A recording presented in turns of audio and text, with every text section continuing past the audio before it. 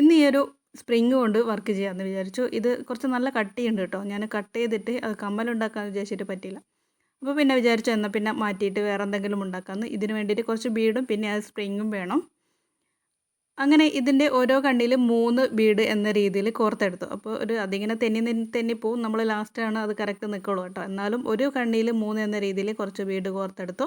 അതിനുശേഷം കീ ചെയിനിൻ്റെ ഒരു വലിയ റിങ്ങില്ലേ, ആ ഒരു റിങ് എല്ലാ ചങ്ങലകളും അതിൻ്റെ ഓരോ റിങ്ങും ജോയിൻ്റ് ചെയ്ത് ഒരുമിച്ച് ആക്കി വെക്കുന്നുണ്ട്.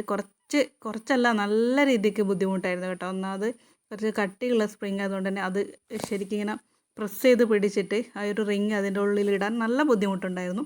എന്നാൽ ഫൈനൽ റിസൾട്ട് കണ്ടാൽ നിങ്ങൾക്ക് ഇഷ്ടപ്പെടും. അപ്പോൾ ഇത് അതിൻ്റെ ഉള്ളിലേക്ക് കോർത്തെടുക്കുക. അങ്ങനെ കോർത്തെടുക്കുന്നതിന് അനുസരിച്ചിട്ട് ബീഡും നമ്മൾ കറക്റ്റ് ചെയ്തെടുക്കണം കേട്ടോ. 3 കറക്റ്റ് ചെയ്തിട്ട് ഓരോ കണ്ണിയിലാക്കിയിട്ട് എടുക്കുകയും കൂടി ചെയ്താൽ കാണാൻ കുറച്ചുകൂടി നല്ല ഭംഗിയായിരിക്കും. അപ്പോൾ ഇതേപോലെ ഞാൻ ഓരോരോ കണ്ണികൾ ഇതിലേക്ക് ആ ഒരു റിങ്ങിലേക്ക് കോർത്തെടുക്കുകയാണ് ചെയ്തത്. അങ്ങനെ കോർത്തെടുത്തിട്ട് അവസാനം ഇങ്ങനെയാണ് കിട്ടുന്നത് കേട്ടോ. അപ്പോൾ ഇങ്ങനെ കിട്ടിയതിന് ശേഷം വീണ്ടും നമ്മൾ കീ ചെയിൻ്റെ ഒരു റിങ്ങില്ലേ, ആ റിങ് എടുത്തിട്ട് അതിൻ്റെ സെൻറ്ററിലൂടെ എടുക്കുക. എന്നിട്ട് കീ ചെയിനിൻ്റെ ചെയിൻ അതിലേക്ക് കോർത്ത് വെക്കുന്നു. അപ്പോൾ അത്രയേ ഉള്ളൂ കേട്ടോ. ഇതാണ് ഫൈനൽ റിസൾട്ട്. ഇനി ഇതിൽ ചെറിയൊരു അറ്റകുറ്റപ്പണി കൂടെ നടത്തി ഒരു ലീഫ് മോഡൽ വരുന്ന ഒരു ബീഡ് എന്ന് പറയാൻ പറ്റില്ല, ഒരു ഡ്രസ്സിൽ നിന്ന് കിട്ടിയൊരു സാധനമാണ്. അതും കൂടി അതിൻ്റെ മേലെ ഹാങ് ചെയ്ത് വെച്ചു.